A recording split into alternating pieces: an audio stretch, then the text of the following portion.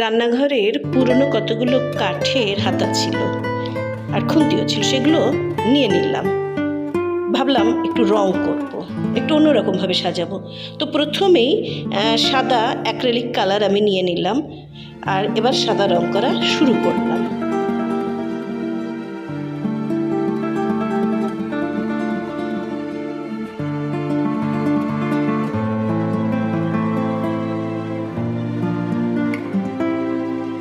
সাদা রং হয়ে যাওয়ার পর বেশ কিছুটা সময় শুকোতে দিলাম। ভালো করে শুকিয়ে যাওয়ার পর পেন্সিল দিয়ে আমার মনের মতো করে স্কেচ এঁকে নিলাম এই হাতাগুলোর ওপরে, আর তারপরে বিভিন্ন কালারের অ্যাক্রিলিক কালার দিয়ে রং করা শুরু করলাম।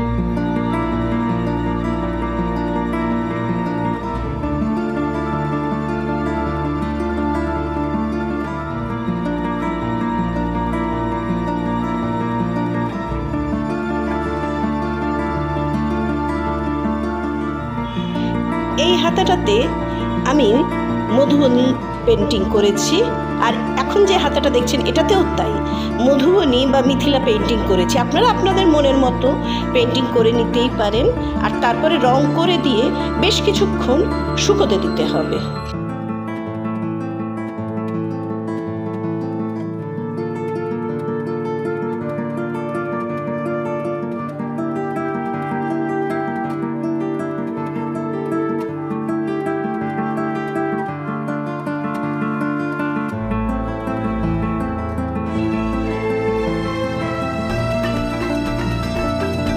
ভালো করে রং শুকিয়ে যাওয়ার পরে এবার আমি ট্রান্সপারেন্ট নেল পালিশের একটা কোট লাগিয়ে দিচ্ছি পুরো হাতার ওপরে। এই ট্রান্সপারেন্ট নেল পালিশের বদলে কেউ ভার্নিশ ইউজ করতে পারে, ভার্নিশ ইউজ করলেও ভালো হয়, তাহলে রংটা আরও বেশি চকচকে হয়।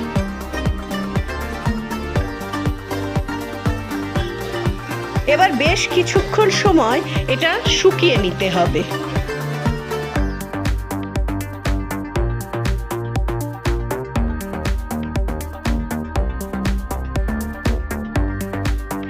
শুকিয়ে যাওয়ার পরে এবার দেখাচ্ছি আপনাদের ফাইনাল লুক। আমার রান্নাঘরের বাইরে একটা তরকারির ঝুড়ি আছে 4 থাকের, বেশ পুরনো হয়ে গেছে, তাই সেই 4 থাকের ঝুড়ির একটা তাকে আমি এই 4টে খুন্তির হাতা উল দিয়ে বেঁধে দিয়েছি। এইবার দেখুন ফাইনাল লুক, এই যে।